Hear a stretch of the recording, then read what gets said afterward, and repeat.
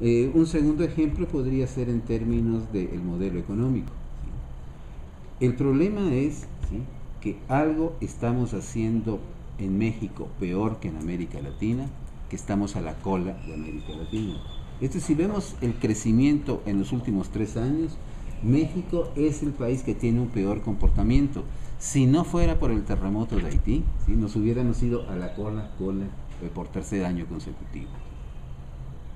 Pero además hay un dato que a mí me llama muchísimo la atención. En el 2008, ¿sí?, Brasil recibió 20,000 millones de dólares de inversión extranjera directa, ¿sí?, y México recibió 20,100 millones de inversión extranjera directa, ¿sí? Brasil creció a más del 8% y nosotros crecimos a menos del 3%. Entonces, ¿qué es lo que pasa? Que con un ritmo, podremos decir igual en términos estrictos, pero incluso ligeramente superior de inversión extranjera, ¿sí?, nosotros hacemos menos de la mitad de lo que hace Brasil. Entonces, alguna cosa está pasando a nivel económico, ¿sí?, y parte de esto que está pasando a nivel económico es otra vez la falta de un acuerdo político, ¿sí? O sea, no hay posibilidades de innovar la estrategia económica, ¿sí? Y entonces me podría seguir con ejemplos, pero lo que quiero llegar es el asunto de, y frente a esto, ¿qué podrían hacer las organizaciones de la sociedad civil para contribuir a lo que parece totalmente necesario, y es una innovación en la manera de realizar la ciudadanía para que esto modifique las decisiones públicas que se toman en el país? ¿Qué es lo que están haciendo ahora? Pues bueno, básicamente lo que predomina en esta acción pública, prefiero hablar de pública y no política, por toda la connotación electoral, etcétera, que podría tener lo político, ¿sí? Entonces, en esta acción pública parece que el modelo que está predominando es el de red, ¿sí?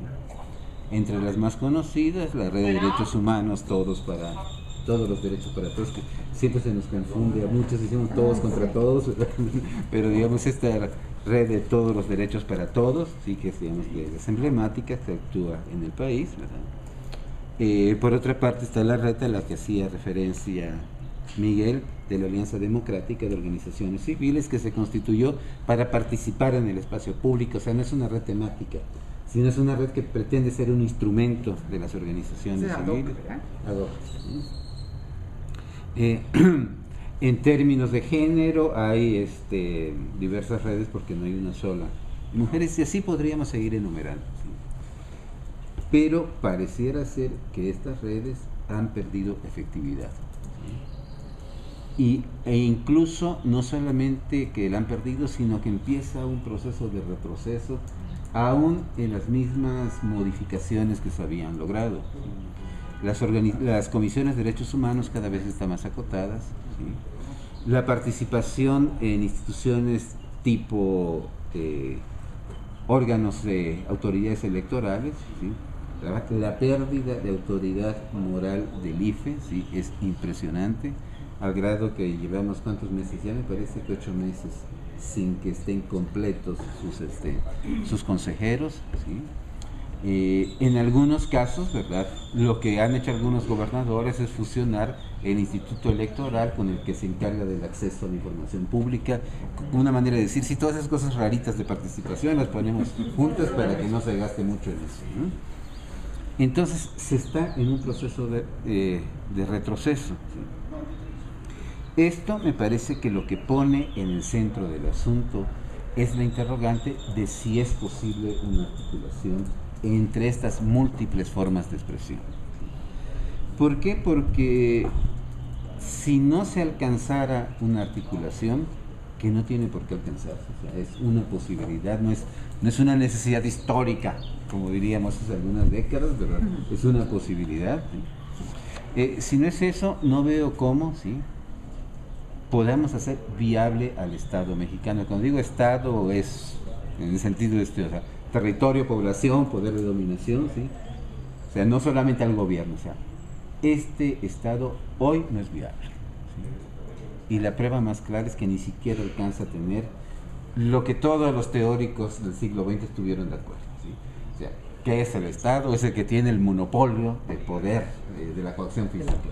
Pues sí, pero ya el Estado mexicano ya no tiene ese monopolio, ¿verdad? Ahí sí se es bastante competitivo, ¿no?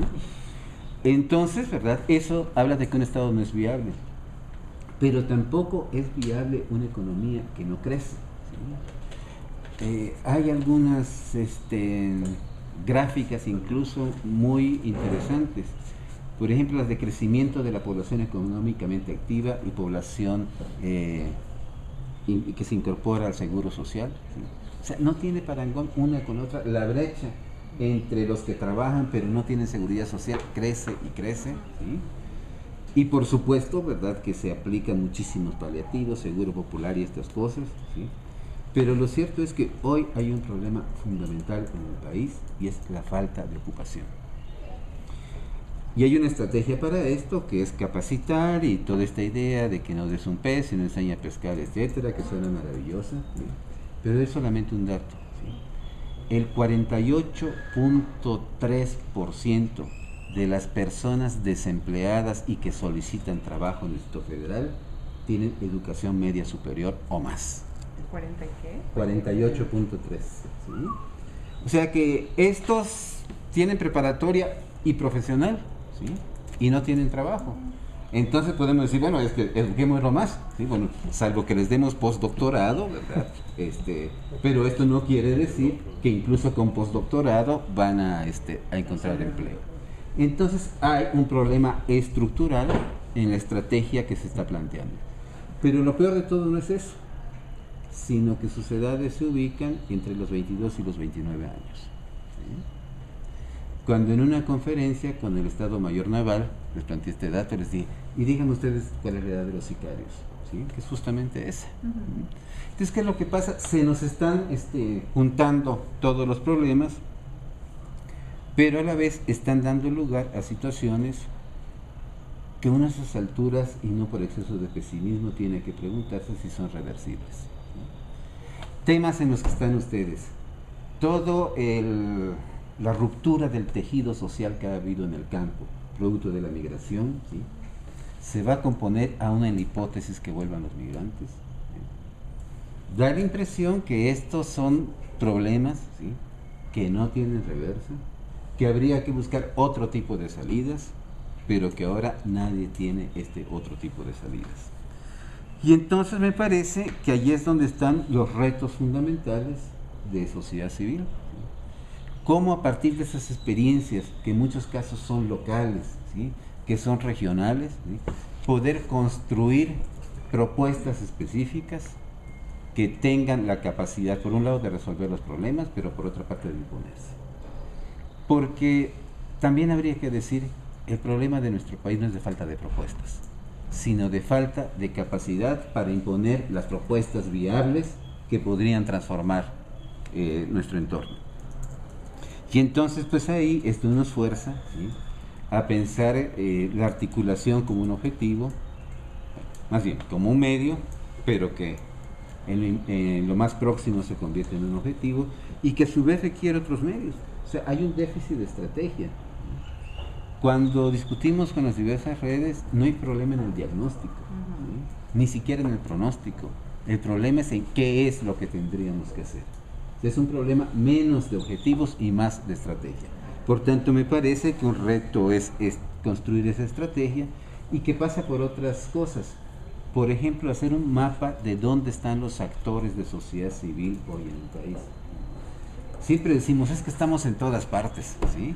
Y cuando decimos, entonces hay que reunirlos, sí, pero no sabemos quiénes son, ¿no?